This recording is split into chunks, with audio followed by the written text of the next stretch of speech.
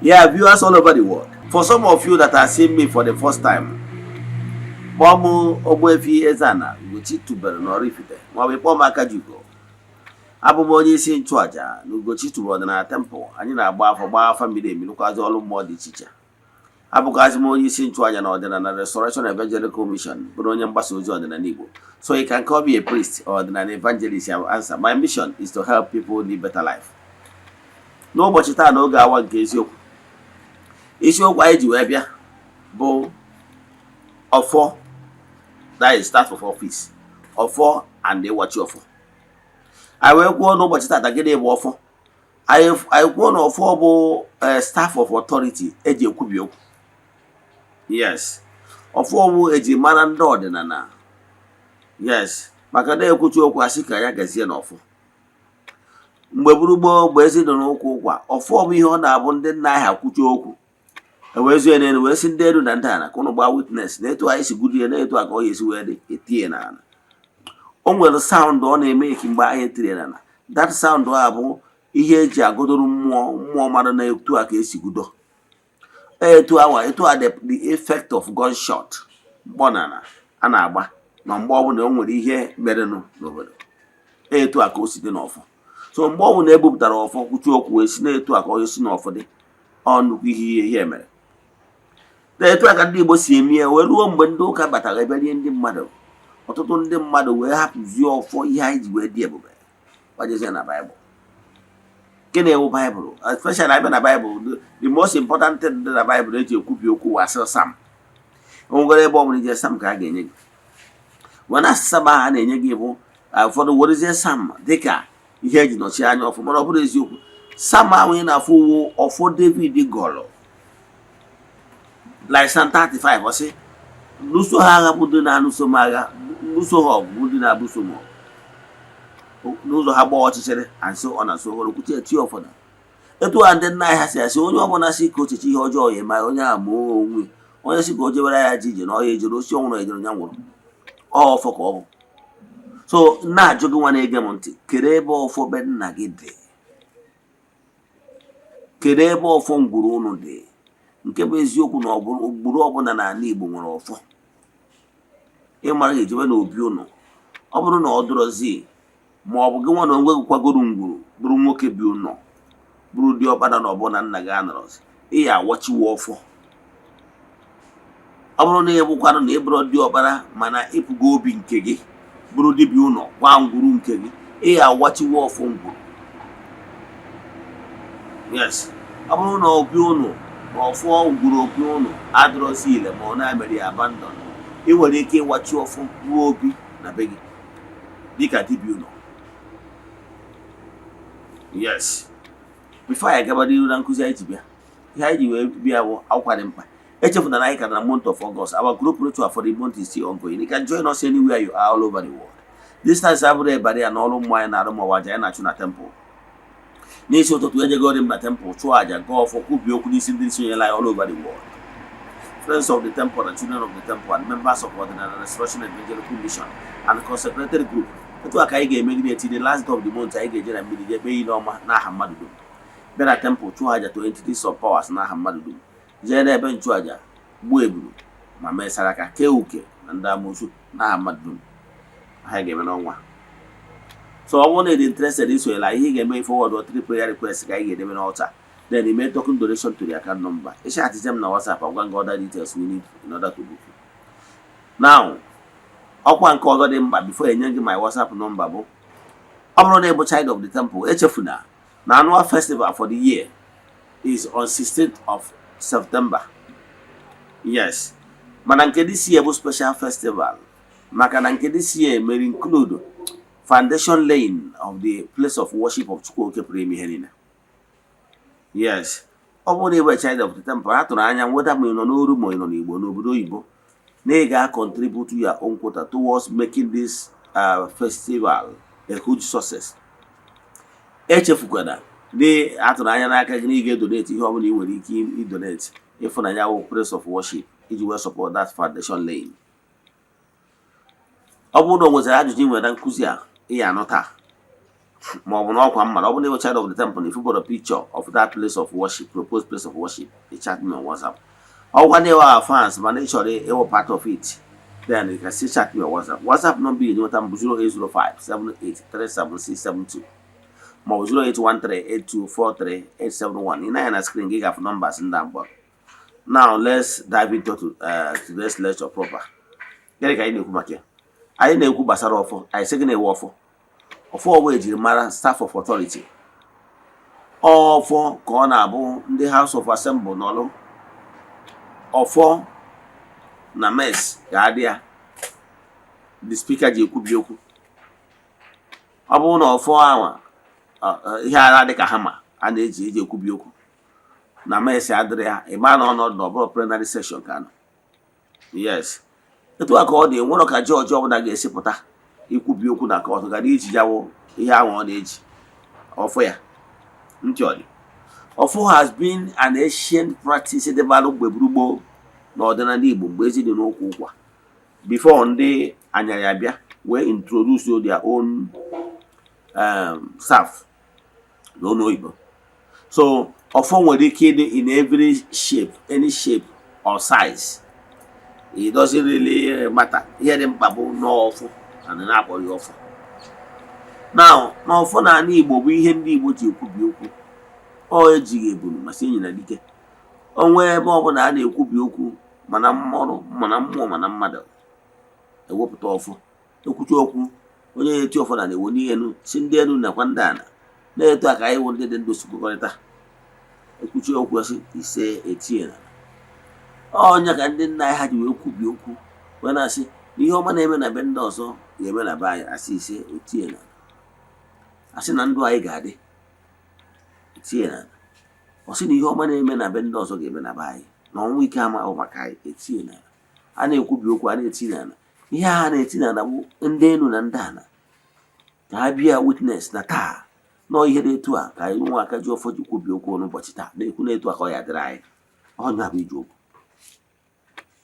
etu a ka esi eme n'ala Igbo aka ji ọfọ ọbụla ga-eji wee na-agọzi ndị ya ọ ihe eji agọzi ekwubi okwu mgbe ahụ etiri na ana o nwere sound ọ na-eproduce sound ahụ ọ na-eproduce bụ ka ndị mmụọ ụmụ mmụọ wee bịa witness na ha nọ mbọsị ekwubiri okwu a to all symbol of authority ekwela ka nke gị fụnarị gị ọtụtụ ndị mmadụ dị n'obi dị iche iche instead of irecognize dị ọfọ ụfọdụ amakwụzi ebe ọfọ ha dị ụfọdụ wee je weta Bible ka e wee were ụlọ ya wachi Bible abụrụ ọfọ Bible contained stories, history stories, and so many other declarations and fact and everything are combined together by Bible.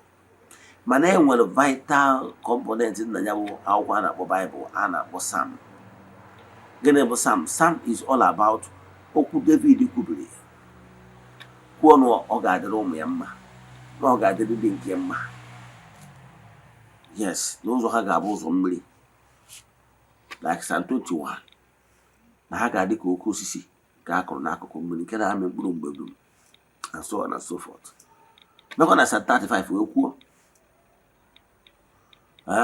buoro m agha buso ndị ilo m nnuso ha ọgụ bụ ndị na-anụso m ọgụ ka ụzọ ha gbaa ọchịchịrị ihe abụ ogwu David jụrụ mana ọ na-adị mwute na nwa bụ son of the soil nwa Afrịka nwa Igbo ga-ahapụ ya bụ ọfọ ahụ eji ekwubi okwu jee na-ekwu okwu Baịbụl na-awụ ọfọ David gọrọ ụmụ ya na agbụrụ ya ndị anyarị gị nwere onwe gị bụ onye na-ege m ntị maka na eriri rie ụfọ ntabak iwe abandonụọ osisi nna gị ha jiwe kpanaka staff of authority nna gị na nna gị ha kpanaka wee kwubi okwu wee tie ọfọ na na si na-etu a ka ọ ga-adị eziokwu na o nwere family erichara rie ha to the point of their great grandfather onye eriri eri that is ndị anabatara ụka early missionaries mana ọ bụrụ etu akwụkwọ kwesịrị ịdị gịnị ka m na-ekwu maka ya ọfọ essential term family ọbụla n'ala Igbo nwere ọfọ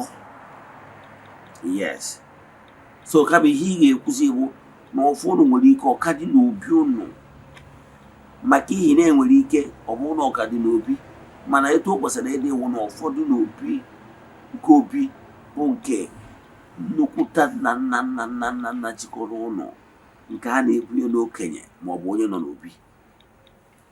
Ọ bụrụ ọfana, ịma na onye okenye ka a ga-ebu ya, mana ọ bụrụ na ọfọ nọ n'obi, ịma na onye nọ n'obi unu si na wee gbasara ntị ọ dị. Now abịazie na ọfọ anwa dị n'obi anwa nke dị n'obi, then enwekwaziri mkpuke aka na ndị niile si n'obi a wee na-agbasa.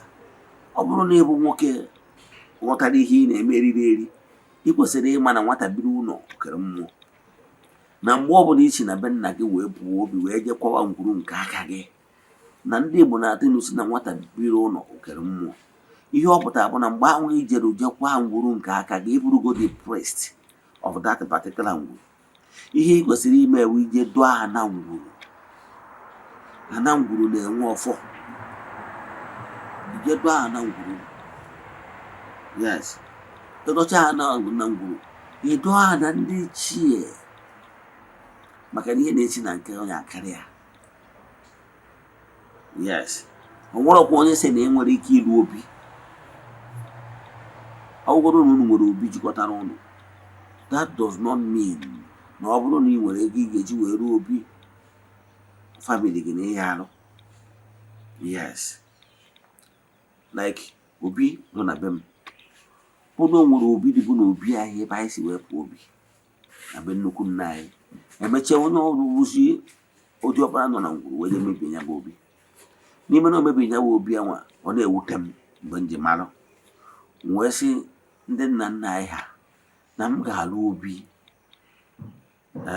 ma ọ bụrụ na ha mere m ihe dị etu a, ha mere ya in appreciation of what they did for me. Ngwa ha nkwa na mma alụ obi. Obi a ga-abụ obi ndị nna anyị ha, bido na ngwuru m wee ruo na ndị nna nna anyị ha. Obi ndị nna nna anyị ha nọ na ana ụmụnna anyị ha mkpọrọ wee lụọrụ ha obi. As we speak now, all that my obi is the one standing now at the moment. Others by rise tomorrow, but now. Gịnị ka m na-ekwu maka ya? Ọ bụrụ na eriri unu eri, fụ eriri si na unu so na ndị niile ji ewere Baịbụl wee mechie ọfụ ụnụ na ụnụ amụrụzi ebe ọfụ ụnụ nọ, eriri unu eri. Bịa na m enyere ụnụ aka gwachiere ụnụ ọfọ. Yes. Then ọ bụkwara na family be nna gị na unu enwerozi ọfọ, maọbụ na ụfọdụ bụ ihe mbụ na-ejego mee family deliverance unu na-ekwu wee tụfuo onye bụ ọfọ, ma ọ na-amarụzi ebe ọ dị, maọbụ na ofu ofe ka ha mụrụ na ya bụ family ya were ya bụ ọfọ je tụfuo. Akụzi na ọta chat me a nyere gị aka. Ọtụtụ family na-ata ahụhụ maka na ha tụfuru ihe ha ji dị ebube. Let me tell you what will shock you. Ọfọ ya fọrọ, it carries grace. Ọ karịrị n'ọgbụgba ndụ ya ancestors na ndị nna nna anyị ha na ụmụ mmụọ. Mgbe ahụ nna gị na-agọdọ ọfọ, na ya bụ Eze-Ana ebe ọ na-agụ ọfọ, na ọnwụ nke amafụ ezinụlọ ya anya ụmụ ya abụọ. Ọ sị na ihe ọma na-eme na be ndị ọzọ, wild that is happening in other people's family will happen in his own family. That offer carries that covenant. So whenever you throw that offer, what it means is that you have already thrown your family together. So what you have to do is to watch your offer. Watch your offer. You will watch your family together. I will know organize for only for because onye ọbụla nwere ike watch off as long as they nwoke nọ n'ụlọ. Yes, nwoke ya ebu ọfụ na be nne ya. Ọ bụrụ na diọkpara nọ na ngwuru adịrị interested, onye permission ime ya, na ọ bụrụ na ụnụ niile ka bi n'ofu ngwuru. Mana ọ bụrụ na ị na-ebugo obi nke gị bụrụ dibịa ụlọ ruo ụlọ nke biri na be gị, then ị nwere ike ịwachi ọfọ be nna gị ma ọ bụ nna gị ha. Asị gbaghara na ndị ọzọ adịrị interested, you can do it. Yes, onye ọbụla mmadụ na ngwuru ọbụla gasị na ọ gasị na ịbụ dibịa ụlọ na ngwuru be nna gị, ị ga-enwe ọfọ a na ngwuru gị. Afọ na ngwuru gị, ọ bụrụ mmadụ ọbụla ga-adọrọ gị na ngwuru gị. Nwawu nwoke amụrụ na family ga-eji aka gị ịbịa ọwụ na ịdị interested agwa gị etu ị ga-esi wee were nnekwu ana wee dọọ ana be nna gị. Agwa gị etu isi eme imesi agwajere gị aka etu ị ga-esi wee nwee ọfụ ana ngwurube gị. Ịchọzie ịdọ ana ndị nchie ịdọ. Ka m kwụsị ebe a. Let us pray. Ekwere m na Chineke. Ekwere m na ọ dịghị ihe siri m ike nke Chineke na-apụghị izi m ụzọ m ga-esi lụwo ya, n'ihi na ọ mazuru ihe niile. Obi m siri ike na Chineke emeworo m ya. Ya gazie. May the blessing of Chukwu oke pụrụ ime ihe niile be with you all. May you be protected. May you be favored now and forevermore. Edofuna nọmba ihe ji wee nweta anyị 08057837672 or 08138243871. Ya gazie.